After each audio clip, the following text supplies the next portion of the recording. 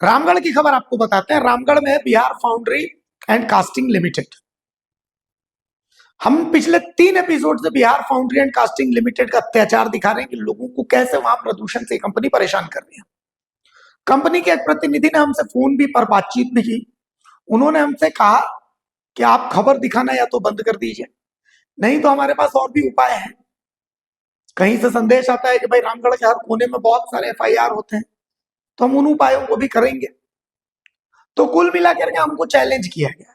लेकिन सबसे बड़ी बात यह है कि Bihar foundry and casting limited Ramgarh DC को भी तवज्जो नहीं दे रहा। ठीक है, हमें तवज्जो नहीं दे रहा, हमें समझ में आता है कि ठीक है, मीडिया अपनी मौत खुद मर रही है, लेकिन रामगढ़ डीसी को तो उसे तवज्जो देना चाहिए। रामगढ़ डीसी ने उसे डांटा, फटकार लगाई कि आप प्रदूषण को नियंत्रित करें।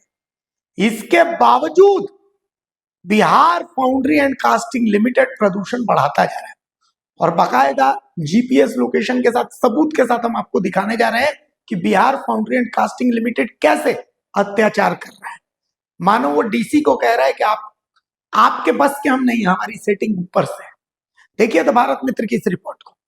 नहीं, बसंती इन कुत्तों के सामने मत नाचना। शोले फिल्म तो आपने जरूर देखी होगी, और शोले फिल्म जब देखी होगी तो ये डायलॉग तो आपने देखा होगा, सुना भी होगा और ज़हन में तो होगा ही। गब्बर सिंह के सामने नाचने से वीरू बसंती को रोकता है।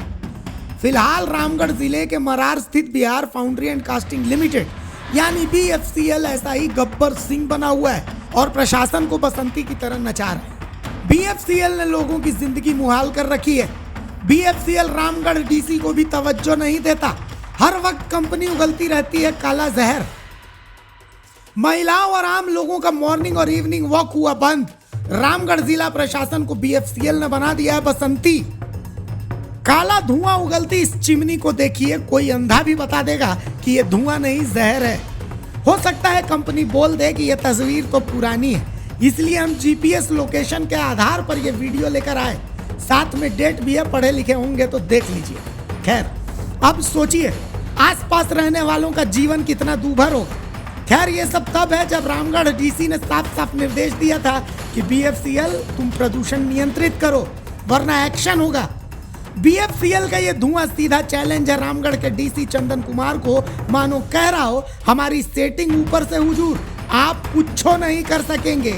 खैर, अब दूसरी तस्वीर देखिए। लाइन से खड़ी ये गाड़ियां जिस मैदान पर हैं वो वन विभाग की जमीन है। इसे सेल इफ्को खेल मैदान कहते हैं, पर यहाँ अब बीएफसीएल का खेल होता है। लाइन से उसकी गाड़ियां लगती है। पहले यहाँ बच्चे खेलते थे, बुजुर्ग मॉर्निंग इवनिंग वॉक करते थे, लेकिन अब ये सिर्फ पार्किंग है, बीएफसीएल की बपौती पार्किंग। इफको का ज़मीन ये है और इफको की ज़मीन में गाड़ी लगा हुआ है। हम लोगों को मॉर्निंग वॉक इवनिंग वॉक करने में परेशानी होती है। उसके बावजूद वहाँ पर जो ड्राइवर लोग हैं वो लोग दूसरे जगह के हैं, दूसरे स्टेट के हैं। वहाँ पर कोई लड़की, कोई लेडीज़, बच्चे लोग जाते हैं, उन लोग को छेड़खानी करता भी है ये लोग।